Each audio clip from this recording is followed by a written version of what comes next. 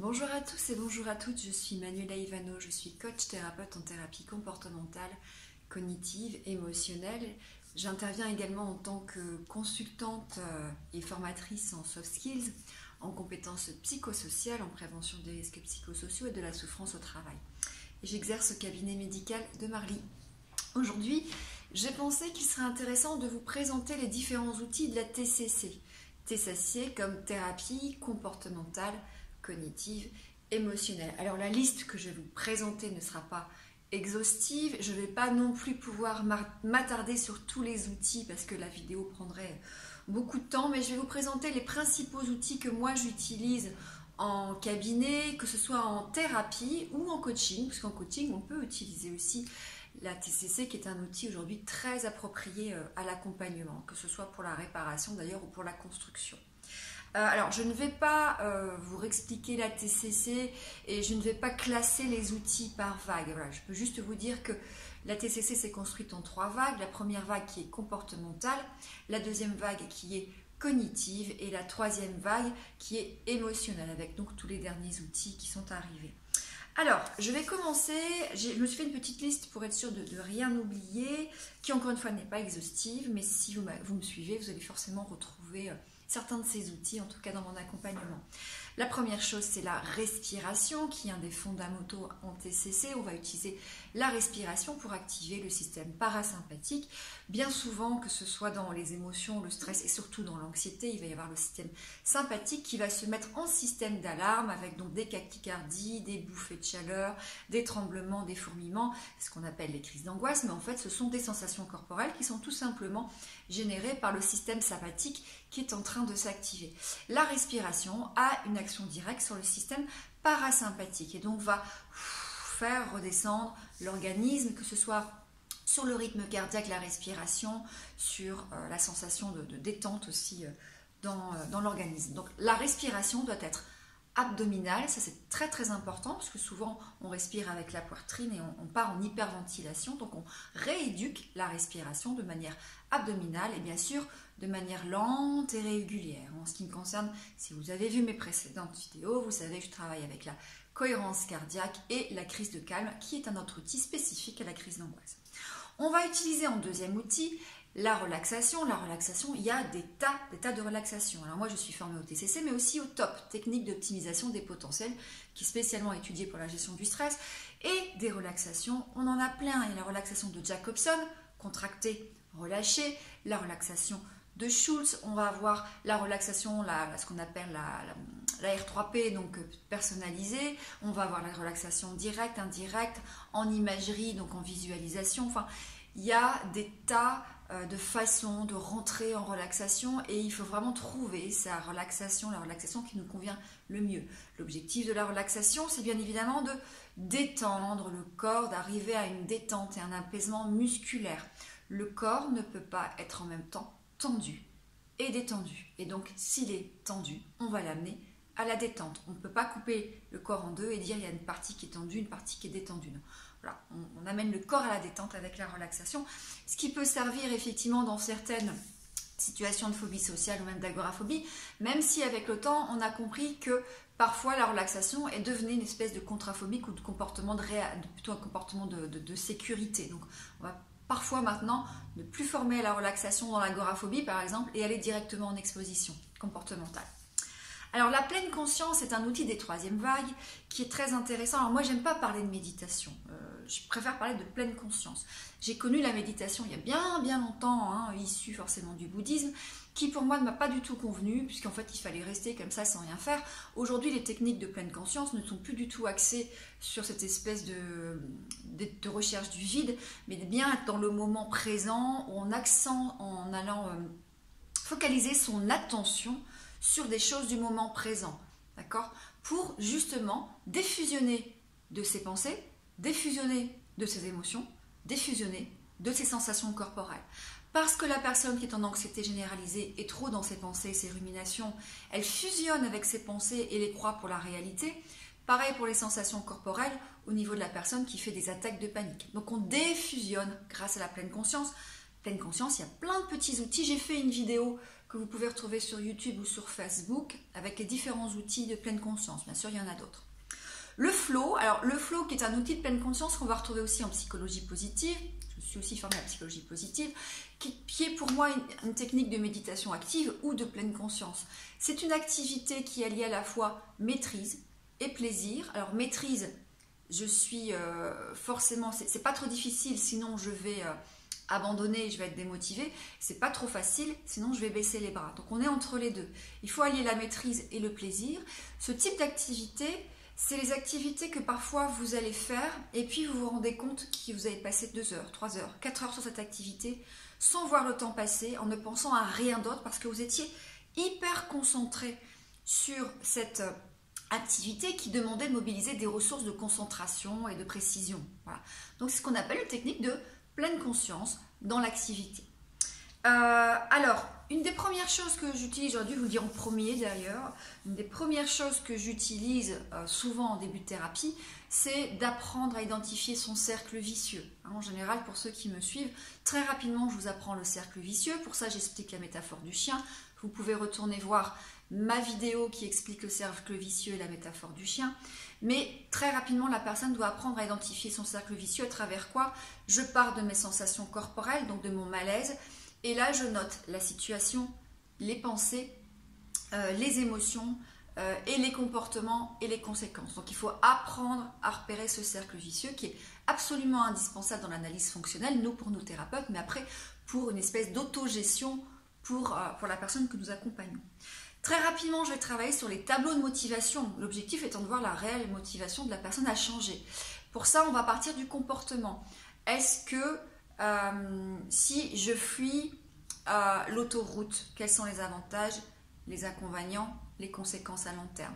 Si je réintroduis l'autoroute, quels sont les avantages, les inconvénients, les conséquences à long terme? Cet outil permet effectivement sur le comportement d'évitement et le comportement de mise en action de voir qu'au final, il y a peut-être plus d'inconvénients à fuir et peut-être plus d'avantages à y aller. Et ça permet aussi parfois d'avoir une réelle prise de conscience sur les enjeux à long terme si on continue à entretenir ce comportement d'évitement.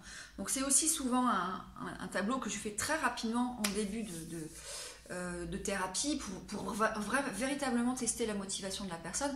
Parce que parfois il y a des intentions positives ou des bénéfices secondaires cachés. Une personne qui va être dépendante et qui veut garder un lien de dépendance avec sa mère, avec son père, il va préférer effectivement maintenir ce lien de dépendance à travers une agoraphobie ou à travers des attaques de panique, ce qui fait que papa, maman s'occupe de moi et je reste dans ce lien de dépendance. Et cette intention positive est supérieure au réel bienfait qui est de se libérer de la liberté. Donc on va d'ailleurs aussi travailler, et là ça me fait faire une petite transition sur les valeurs, de 3e vague de TCC, on travaille sur les valeurs. Quelles sont les valeurs fondamentales de la personne? Quand j'ai ce comportement, est-ce que je nourris mes valeurs? Quand j'ai ce comportement, est-ce qu'au contraire je ne vais pas à l'encontre de mes valeurs? J'ai fait une vidéo sur les valeurs que vous pouvez retrouver sur ma chaîne YouTube ou sur Facebook. Alors, j'en étais où? Alors, j'en étais du coup flow, après j'ai fait cercle vicieux, après j'ai fait tableau de motivation. Il va y avoir les colonnes de Beck. Alors finalement, toutes colonnes de Beck qui vont être assez cohérentes avec le cercle vicieux. En fait, le cercle vicieux, je trouve que c'est plus sympa, plus visuel que les colonnes de Beck. Colonne de Beck, c'est situation, émotion, pensée, comportement. Alors en général, au début, on s'arrête là. Et puis très rapidement, moi, j'ai réajouté dans mon tableau de colonne de Beck le schéma, parce qu'après, on travaille sur les schémas, non pas cognitifs, mais les schémas de Jung, et puis on va travailler sur des pensées alternatives, donc des pensées plus rationnelles, et les conséquences que ça va avoir au niveau émotionnel. Donc ça c'est le tableau de Beck, et moi j'ai fait un tableau amélioré du tableau de Beck. Tableau de colonne de Beck, vous tapez dans Google, vous allez trouver tout ce qu'il vous faut. Alors, colonne avec pensée alternative, je viens de vous en parler. En fait, moi je prends le tableau de Beck, j'y viens y rajouter le schéma et la pensée alternative. Il y a une technique qui s'appelle la flèche descendante et j'ai fait aussi une vidéo sur la flèche descendante que vous pouvez retrouver sur YouTube ou sur Facebook.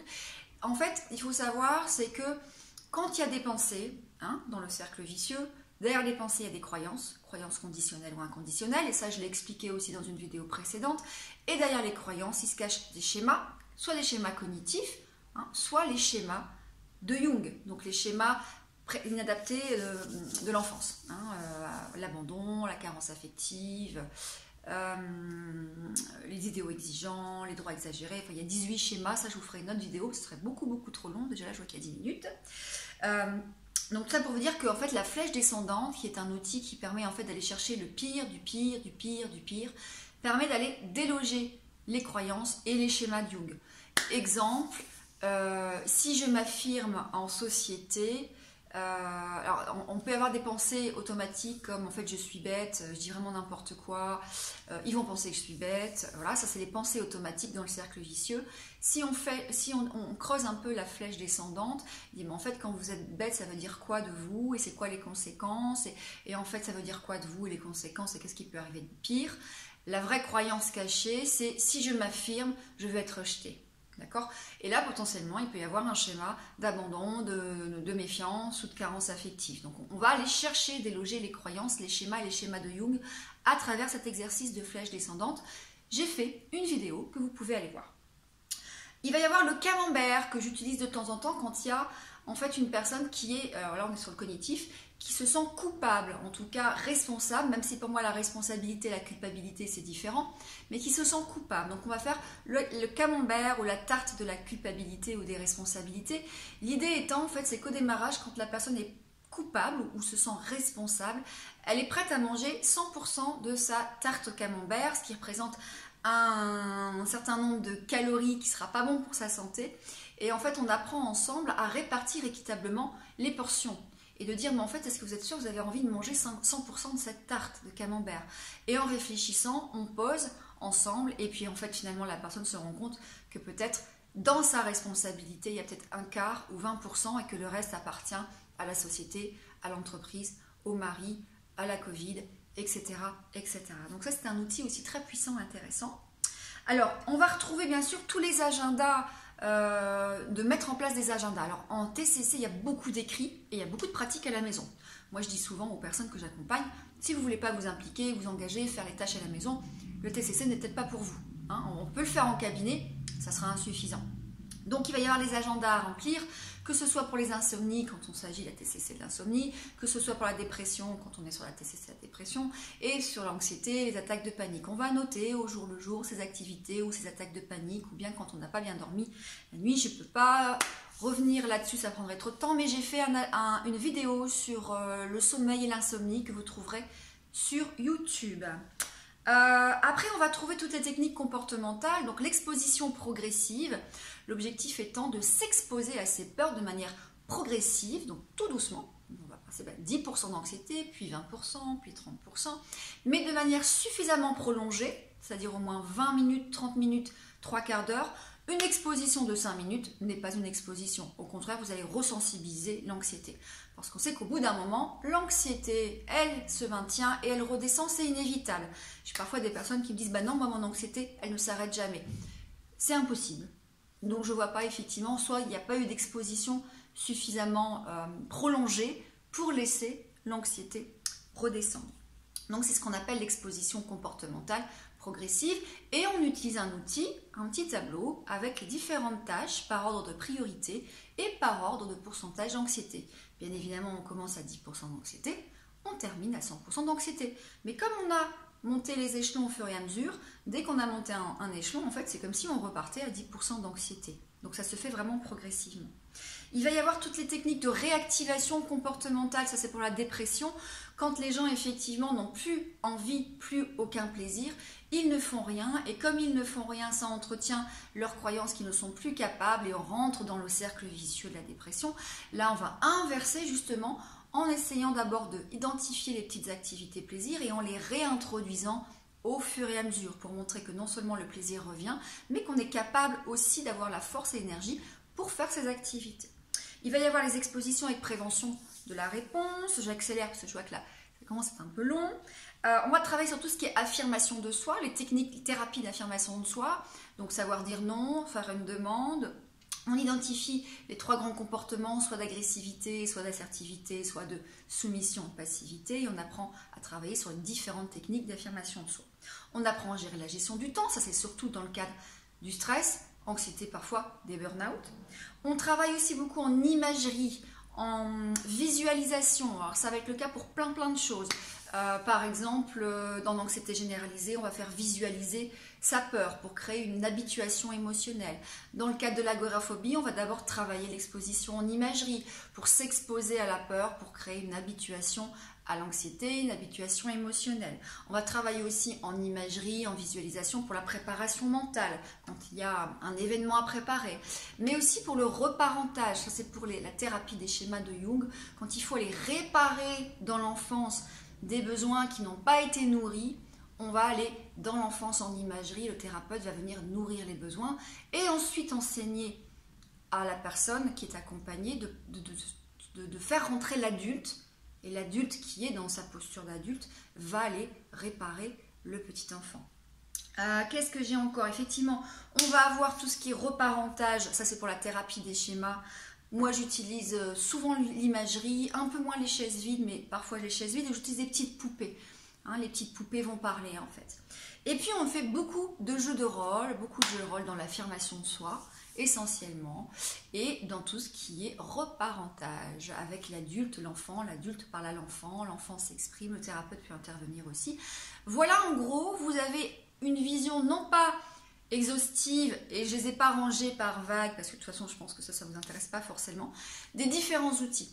La plupart des outils, pas tous, j'ai déjà fait des vidéos d'explication que vous allez pouvoir retrouver soit sur ma page Facebook, soit sur ma page YouTube. Cette vidéo est un peu longue, 16 minutes, mais je trouve qu'elle est intéressante. J'espère que vous aurez pris le temps de la regarder jusqu'au bout. En attendant, prenez soin de vous et à très bientôt.